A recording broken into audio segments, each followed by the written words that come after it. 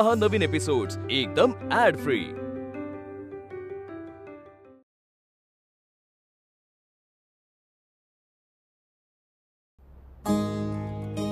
मी एखाद्या समाजाने केलेली प्रगती, त्या समाजातील स्त्रियांनी जी प्रगती केली आहे त्याने मापत असतो। रामजी, अरे माकडाचा खेळ तर मी लय वेळा बघितलाय, पण आज स्वतः माकड बनल्यावर मला समजलं की ज्या यायला तो दुसऱ्याला हसवत असतो त्या यायला त्याच्या मनात किती दुःख असतं।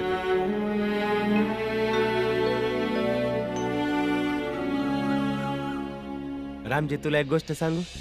जेव्हा तुझी पोरं मोठी होतील ना, तेव्हा या समध्या गोष्टी मी त्यांना सांगणार आहे। नाही पुरंजन, ह्या सगळ्या गोष्टी माझ्या पोरांना कधीच नको सांगूस।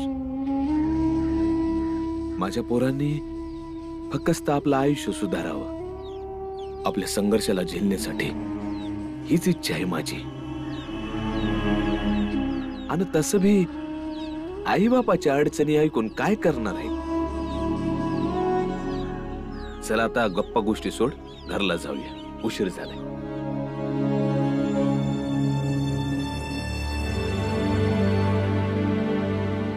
काय झालं? तुम्ही समदे शाळेतनं थेट घरलाच आले ना? आई, ती काकू जिचं दागिनं चोरीला गेलं होतं तिला समद्यांनी मिळून घरातनं बाहेर काढलं। वय आई, त्यांच्या नवऱ्याने बी त्यांना सोडून दिलं। वय आई, समदे तिला चरित्रहीन म्हणत होते।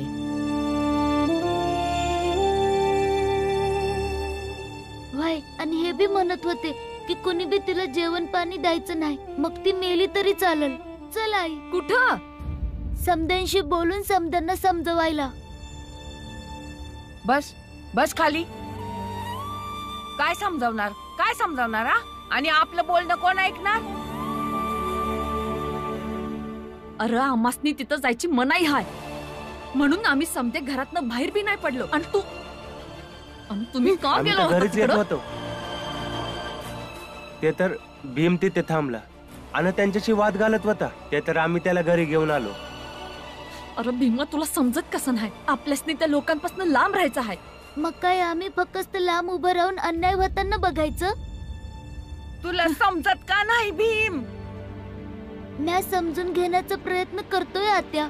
एका बाई बरोबर कुणी असं वागतं का?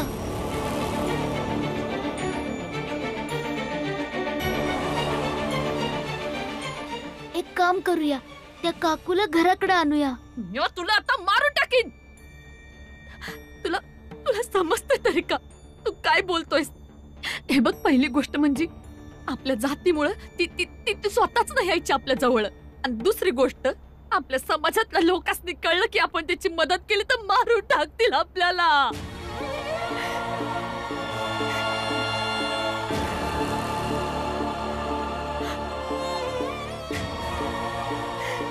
भीम, तू इतकं दिवस झालं इथं राहतोयस, पर तुला अजून बी समजलं नाही की इथले लोक कसे आहेत।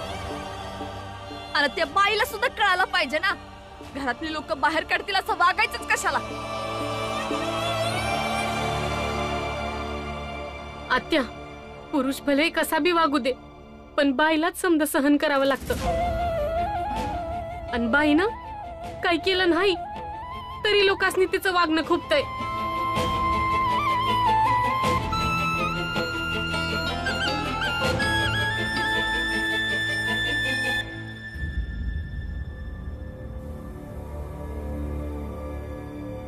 पर आई, तिची काय बी चूक नव्हती। तिनं तिच्या पोरांची शपथ घेऊन वाई शब्दा बिब्दा घेणं समजा ठीक आहे, पर एका बाईला जेव्हा माहित असतं का आपला समाज कसा आहे, मग तिने कुटुंबाच्या नियमांचं पालन केलंच पाहिजे, नाहीतर भटकत राहावं तिनं। जर एखाद्या बाईला घरात हाकलून दिली किंवा तिच्या नवऱ्यानं तिला सोडून दिलं तर तिच्या आयुष्याचं वाटोळं होतं।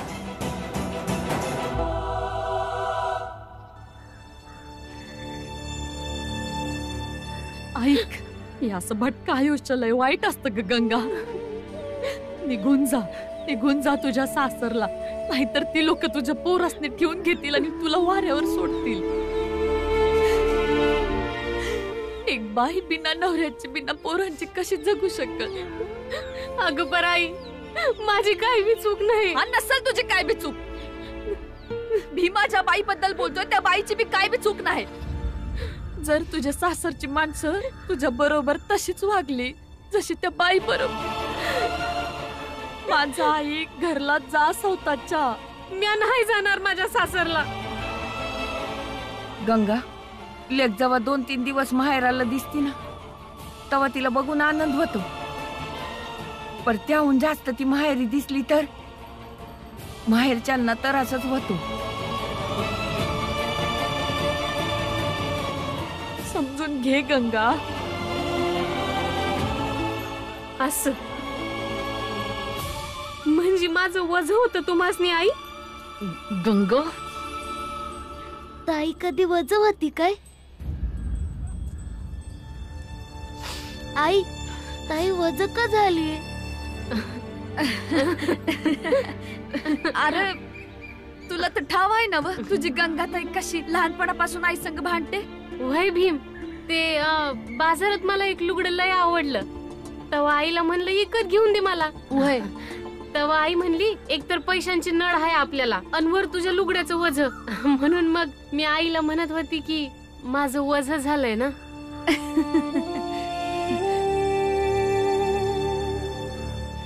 नाही ताई, बहीण कधीच वजन नसती.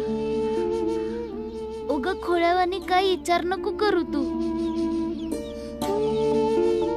आई, मला लय भूक लागलीये, जेवायला वाढ की. हा वहिनी, चल जेवायला वाढूया समद्याना. चल ये ये, चल भीम चल.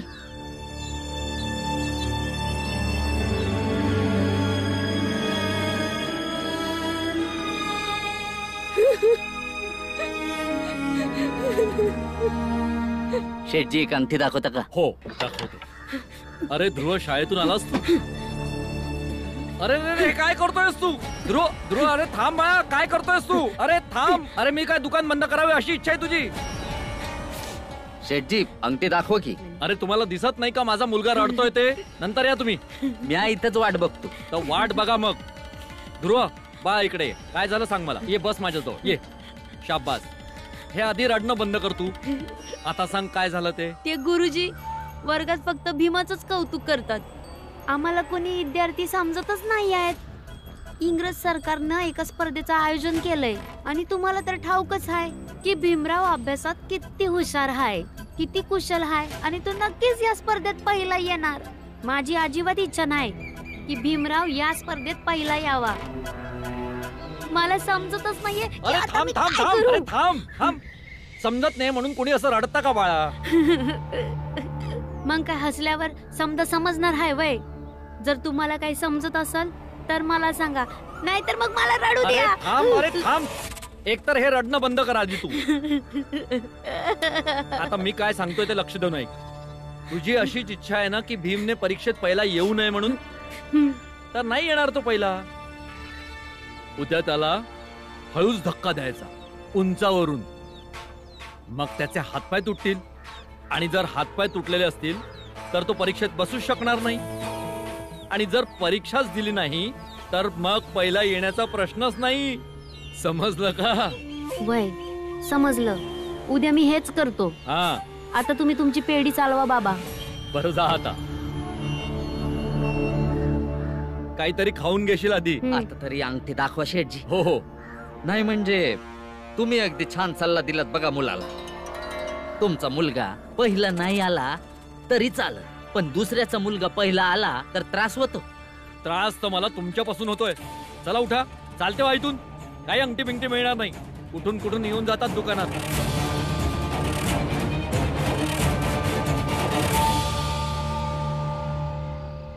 आणि मग त्या बाईला त्यांच्या समाजानं बाहेर काढलं. आणि जेव्हापासून ते समद भीमा बघून आलाय, लय काळजीत आहे त्यो, लय दुखी बी आहे. जरा समजवा तुम्ही, बरं वाटेल त्याला.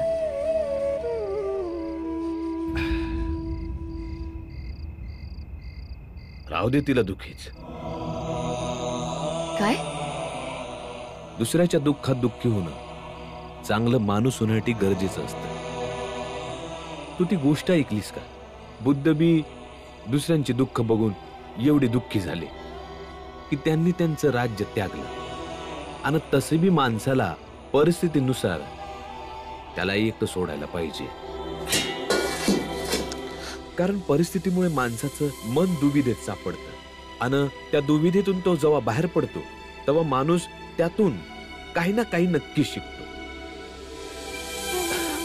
म्हणून त्याला काय सांगणार नाही आणि तू बी काय सांगू नकास.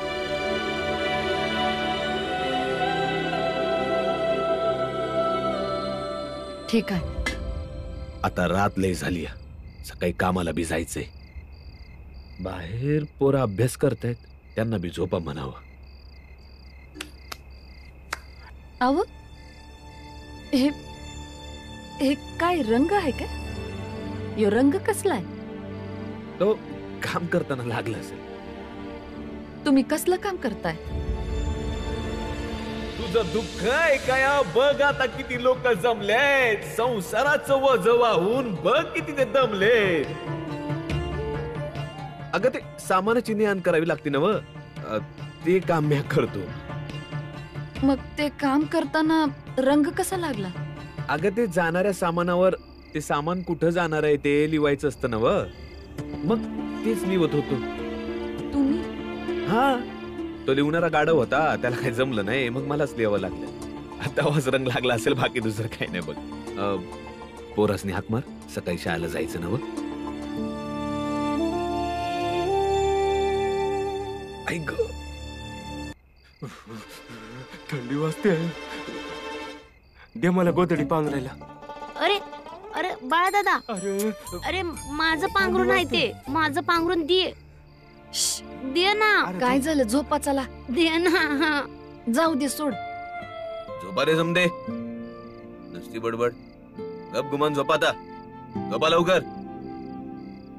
गावकऱ्यांनो, आजपासून या बाईशी कोणीही कुठलेही कसल्याही प्रकारचे संबंध ठेवायचे नाहीत. इतकंच नाही तर पाणी सुद्धा द्यायचं नाही. ही मेली तरी चालाल. त्या काकूला बी थंडी वाजत असेल ना? हे बघ, पहिली गोष्ट म्हणजे आपल्या जातीमुळे ती ती ती स्वतःच नाही यायची आपल्या जवळ. आणि दुसरी गोष्ट, आपल्या समाजातल्या लोकांनी कळलं की आपण त्याची मदत केली तर मारून टाकतील आपल्याला. भीम ज्याची कोणी मदत नाही करत त्या लोकांसाठी नेहमी उभा राहा. दीन दुबळ्यांसाठी उभा राहा, वंचित लोकांसाठी उभा राहा. त्यांच्यासाठी तू काहीतरी करशील तर ते लोक तुला आशीर्वाद देतील.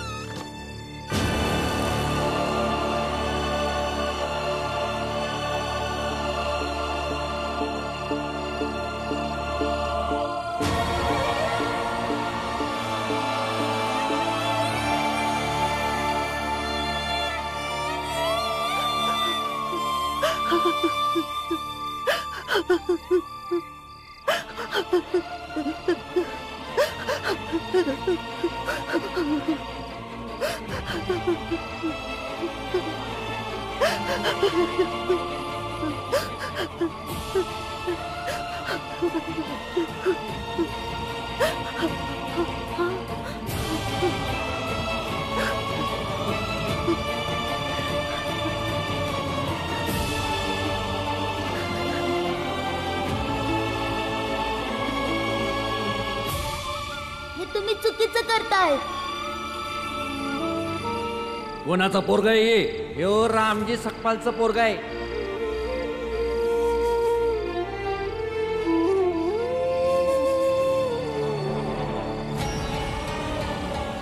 नकोय मला तुझ्या हाताने शिवलेलं पांघरून, नकोय मला. अहो घ्या तुम्ही, थंडी लागत असेल ना. मरून जाईन पण तुझ्या हाताने शिवलेलं पांघरून घ्यायची नाही मी. मेल्यावर मुक्ती तरी मिळेल मला. ह्या लोकांनी पृथ्वीवरचं जगणं हराम केलंय आणि तू आता स्वर्गातलं जगणं हराम करणार आहेस. बघितलं नाहीस हा समाज किती ताकदवान आहे ते. समध्यांना समाजाचा नियम पाळणं गरजेचं आहे. तू जा म्हणते ना इथून, आणि आजपासून ना कधीच माझ्या मदतीला येऊ नगस. जा इथून जा.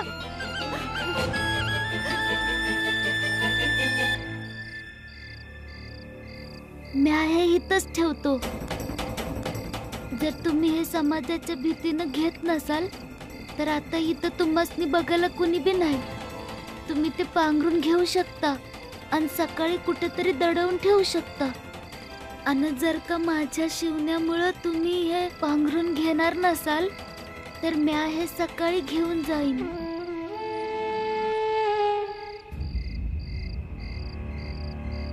तू कुणाला सांगणार नाहीस ना?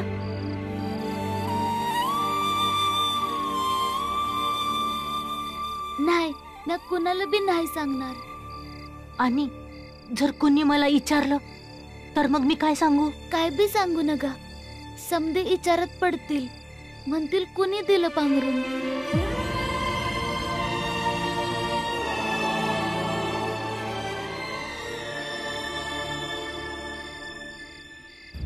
भीमराव, माझा तुला आशीर्वाद आहे की तू एक दिवस खूप मोठा माणूस होशील.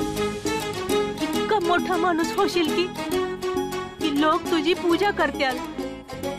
आणि जेव्हा कधी माझ्यासारखा वंचित असा थंडीत कुडकुडत असेल तेव्हा त्यांचा फक्त एकच आधार असेल, भीमराव.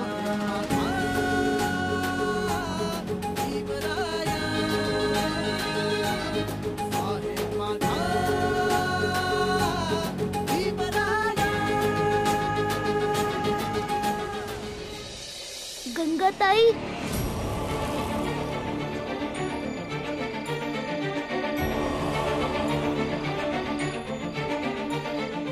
गंगाताई, तू कुठे चाललीस एवढ्या रातच्याला, ते बी हे झोळी घेऊन? पहाटे 3 वाजताच्या आगगाडीनं मी माझ्या सासरला चालले. समधे निजले होते म्हणून कुणाला उठवलं नाही. जाऊ दे मला. गंगाताई, तू आता कसं करणार? जी गंगाताई जायच्या 3 दिवस आधी आम्हा भावंडाच्या आवडीचं जेवण रांधून वाढायची, आमची एवढी काळजी घ्यायची, ती न सांगताच निघून चाललीये. सांग ना गंगाताई, काय झालंय? तुला सांगितलं ना भीम, काय बी नाही झालं. गंगाताई, बस इथं.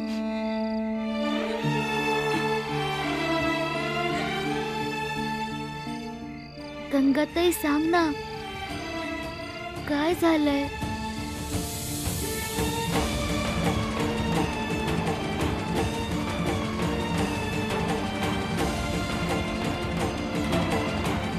रडू नका गंगाताई, सांग ना. भीम, तुझं भाऊजी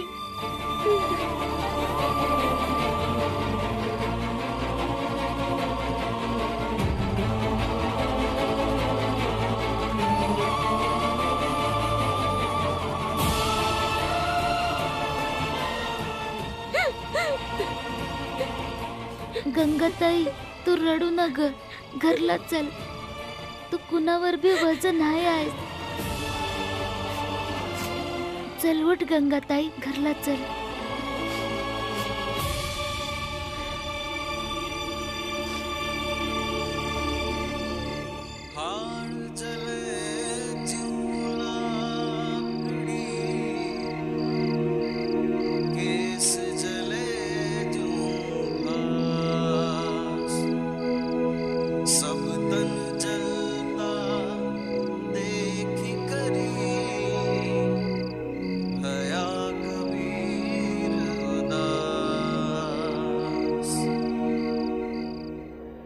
एवढी मोठी गोष्ट घडली ना भीमाबाई, तू मला सांगितलंस ना गंगाबाई. तू जर तुम्ही अशाच गोष्टीत लपवून ठेवल्या तर मग त्या सोडवायच्या कशा? जगातल्या समध्या अडचणींवर मात करायची ताकद पोरांमध्ये, आयांमध्ये येईल असं नाहीये. काही गोष्टी अशा असतात की तिचा बाप महत्वाचा असतो. कदाचित तोच मार्ग काढू शकतो. म्या बोलतो जावयांचं. त्याचा काय बी उपयोग नाही बाबा. कुणाचं बी ऐकायचं नाही ते. एवढा बी वाईट माणूस नाही तो. आधी तो सैन्यात होता. जातीमुळे इंग्रजांनी त्याला काढून टाकलं. मग त्याला पोस्टात चांगली नोकरी लागली आणि आता ती बी गेली. त्याच्या मनाची अवस्था मला कळतीय. मी समजू शकतोय. कमाई तर थांबली पर खर्च तर पळतोच आहे ना. म्हणून थोडा काळजीत असेल.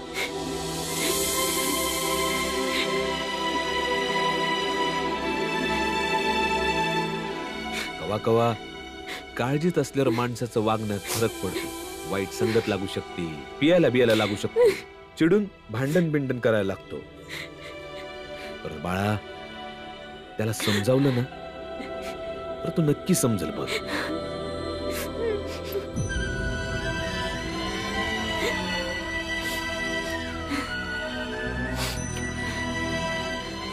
तुम्ही गंगाला सासरे धाडून या. माझं ऐका, आपण ध्यान ठेवूया की. आणि तुम्ही आदन मधनं जाऊन तिच्या सासरला विचारपूस करत जा. थोड्या दिवसांनी समधी परिस्थिती ठीक होईल. माझं ऐका, तिला सासरे धाडून या. वहिनी बरोबर बोलते भाऊ. गंगाला सासरी पाठवून दे. जास्त दिवस सासर पासून दूर राहिली तर दोघांमध्ये तेढ वाढत जाईल. नाही,